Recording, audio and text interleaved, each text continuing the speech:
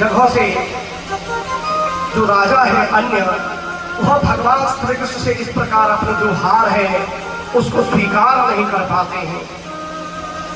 अनन्या जो राजा है वो अनेक प्रकार से भगवान श्री कृष्ण को रास्ते में घेर लेते हैं और बाणों की अनेक प्रकार से वर्षा करते हैं। उस समय अर्जुन ने अपना गांडीव धनुष निकाला है। सारे के सारे जो बलशाली राजा हैं इन सबको परास्त किया है। हे परीक्षक, भगवान श्री कृष्ण की बुआ है एक स्तुति कीर्ति, ये कैकेयी देश के राजा को ब्याही गई थी। इनकी पुत्री है, उसका नाम है भद्रा। उसके भाई शंतरधन ने अपनी जो पुत्री है वह भगवान को अर्पण करना चाहते हैं।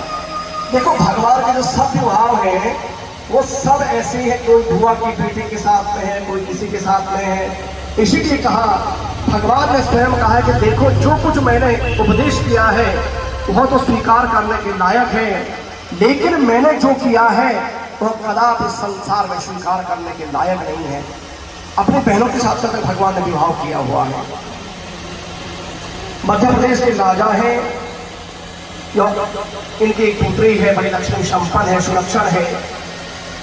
जैसे गरुड़ ने स्वर्ग से अमृत को हरण किया था, वैसे भगवान श्री कृष्ण ने स्वयंवर में अकेले इसका हरण कर लिया है। हे परीक्षित, भौमासुर ने वरुण का छत्र, माता अदिति के कुंडल और मेरु पर्वत में स्थित देवताओं का जो मणि पर्वत था उस सब को छीन लिया था। इस प्रकार सबके सब राजा बड़े दुखी रहते थे। सबने आकर के भगवान श्री कृष्ण से निवेदन किया कि प्रभु, आप हमारा कल्याण करो। भगवान अपनी प्रिय पत्नी सत्यभामा के साथ में गरुड़ पर आरूढ़ हुए और अत्यंत जो प्राग ज्योतिषपुर है वहां पर गए हैं। भगवान ने तब अपने नगर में, जब वहां नगर में पहुंचे, परकोटे में गए, भगवान ने अपना पंचजन्य नाम का शंख बजाया, शंख की ध्वनि की युद्ध के लिए। और उस समय में जब भयंकर शंख की जब शब्द की भगवान ने पंचजन्य से, उस समय में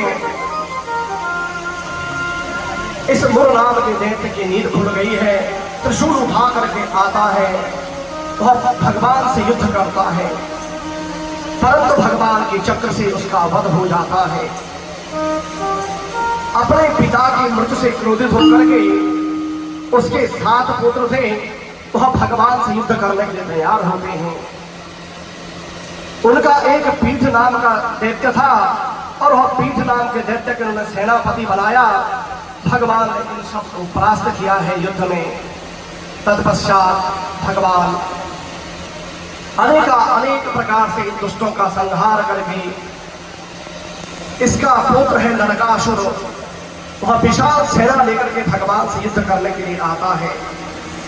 भगवान ने अपने सुदर्शन चक्र से उसका भी सिर काट दिया, जिससे देवता ऋषि मुनि सब के सब बड़े प्रसन्न होते हैं। अनेक प्रकार से भगवान की स्तुति करते हैं, भगवान के पास जाते हैं, स्वयं भगवान को वैजंती माला फलमाला धारण करवाते हैं। माता जो अदिति के कुंडल है उन कुंडलों को वापस दिया है, वरुण का छत्र दिया है। और उस समय स्वयं मां पृथ्वी भगवान की अनेक प्रकार से स्तुति करती है। नमस्ते देवदेवेश शंख चक्र गदाधर भक्ते चोपातरूपाय परमात्मन नमोस्तुते। नमः पंकजनाभाय नमः पंकजमालिने नमः पंकजनेत्राय नमस्ते पंकजाग्रये। हे परीक्षित, अनेक प्रकार से स्वयं मां पृथ्वी भगवान का स्वागत करती हैं। इस प्रकार प्रसन्न होकर के भगवान ने भौमासुर के पुत्र भगदत्त को अभय पद प्रदान किया। इसके पश्चात भौमासुर के महल में गए हैं और वहां जाकर के उन्होंने देखा कि भौमासुर में अनेक जो राजा है उनकी राजकुमारियों को छीन करके अपने महल में रखा हुआ है। मन ही मन वो जो सब कन्याएं हैं वह भगवान श्री कृष्ण को वर्ण कर देती हैं। सबके सब भगवान को देख करके भगवान पर मोहित हो जाती हैं। उस समय भगवान ने प्रसन्न होकर के सभी राजकुमारों को वस्त्र आभूषण आदि दिलवाए। सबके सब भगवान की स्तुति करती हैं कि गोविंद हे नारायण, देखो हम इस संसार में अब हमको कोई स्वीकार नहीं करेगा। क्यों? क्योंकि हम इस भौमासुर के यहाँ रहे हैं, हमको कौन पति रूप में स्वीकार करेगा। और हे गोविंद, जिसको मिल जावे तो फिर उसको संसार में किसी और की कोई आवश्यकता नहीं होती। हे गोविंद, हम तो आपके चरणों की दासी हैं, आप हमको स्वीकार करो, हम आपको पति रूप में वर्ण करना चाहते हैं। भगवान ने जो 16,100 जो कन्याएं थी सबके शब्दपालिकी की व्यवस्था की और भगवान ने कहा, हे देवियों, चिंता मत करो, जिसको संसार का व्यक्ति स्वीकार नहीं करता है उसको मैं स्वीकार करता हूँ। सबको ले आए हैं द्वारिका में और भगवान ने उसके पश्चात स्वर्ग में गए हैं और जाकर के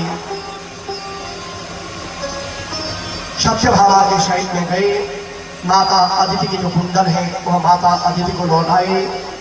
अब जब स्वर्ग से वापस आ रहे थे तो सत्यभामा कहते हैं कि प्रभु, जो ये कल्प वृक्ष है ये तो सभी कामनाओं को पूरा करने वाला है, यह हमारे द्वारिका की शोभा बढ़ावे तो कितना अच्छा होगा। भगवान ने स्वर्ग से उस कल्प वृक्ष को उखाड़ा, गरुड़ की पीठ में स्थापित किया और उसको द्वारिका में ले आए। जब द्वारिका में भगवान आए हैं, भगवान ने शुभ मुहूर्त में अनेक प्रकार से 16,100 स्वरूप धारण किए और सारी जो राजकन्याएं थी उनके साथ में भगवान ने सबके साथ में विवाह कर लिया। अब भगवान के पूरे विवाह हो गए हैं 16,108। ये तो 8 तो भगवान ने अलग अलग किए हैं, जिसमें कल आप लोगों ने श्रवण किया था रुक्मिणी विवाह का। उसके बाद भगवान ने विवाह किया है जामवंती के साथ में, सत्यभामा के साथ में, मित्रविंदा के साथ में, जो सत्या है नग्नजिति उसके साथ में विवाह किया है, भद्रा के साथ में, कालिंदी के साथ में। ऐसे भगवान ने 8 विवाह किए, 16,100 ये हुई। और भगवान ने सभी शुभ मुहूर्तों में इन कन्याओं के साथ में विवाह किया, सबको पत्नी रूप में स्वीकार किया है।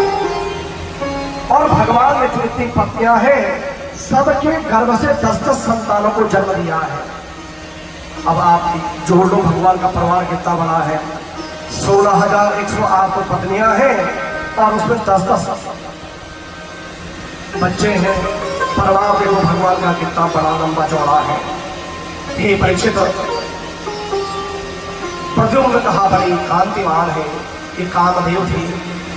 उनके सौंदर्य गुण को बीज करके रुक्मवती ने स्वयंवर में इन्हें वरमाला पहनाई थी। प्रद्युम्न जी ने युद्ध में अकेले ही इकट्ठे हुए जो राजा थे उन अनेक राजाओं का युद्ध में वध किया था और इस रुक्मवती को हर करके प्रद्युम्न जी ले आए थे। हे परीक्षित, वैसे तो कहा रुक्मी के हृदय में भगवान श्री कृष्ण के प्रति पहले से द्वेष का भाव था, लेकिन अपना बहन का बेटा है, भांजा है, तो भांजी को अपनी पुत्री का विवाह कर दिया भांजे के साथ में। हे परीक्षित, रुक्मिणी के 10 पुत्रों के अतिरिक्त एक सुंदर कन्या थी जिसका विवाह हुआ है कृतवर्मा के पुत्र बलि के साथ में। रुक्मिणी ने अपनी बहन रुक्मिणी को प्रसन्न करने के लिए अपनी पौत्री रोचना का विवाह किया है रुक्मणी के पौत्र और अपने नाती अनिरुद्ध के साथ में। सारे विवाह भगवान के ऐसे हैं, नाती पोतों के विवाह भी इसी प्रकार के हैं। यद्यपि उनको ये बात पता है कि इस प्रकार के जो विवाह के संबंध होते हैं उनको संसार कभी स्वीकार नहीं करता है। उस समय में कलिंग नरेश आदि इत्यादि बड़े बड़े गणपति थे, इस विवाह युद्ध में शामिल हुए थे, जिन्होंने रुक्मणी को बलराम जी के साथ में पासा खेलने के लिए उकसाया था। बलराम जी को कहा कि जुआ खेलना आता नहीं था, लेकिन इनको बड़ी बीमारी थी जुआ खेलने की, नशा बहुत बड़ा था, लेकिन उनको खेलना आता नहीं था। रुक्मी ने साथी राजाओं के साथ में विचार किया कि इस बलराम को दूत क्रीड़ा में हरा दिया जाए। उस समय में बलराम जी ने कहा 100 जब मोहरों का दाव चला तो इसमें रुक्मी ने 10,000 मोहरों का दाव चला। रुक्मी ने उसको जीत लिया। सब के सब सभासद आदि जो है वह बलराम जी पर हंस पड़ते हैं। बलराम जी को क्रोध आया और बलराम जी ने 10,000 मोहरों का दाव लगा लिया। यह भी इस रुक्मी ने जीत लिया। अनेक प्रकार से उपहास करते हैं। बलराम जी ने 1,00,000 मोहरों का दाव लगा दिया। यह छल से ये रुक्मी जीत गया।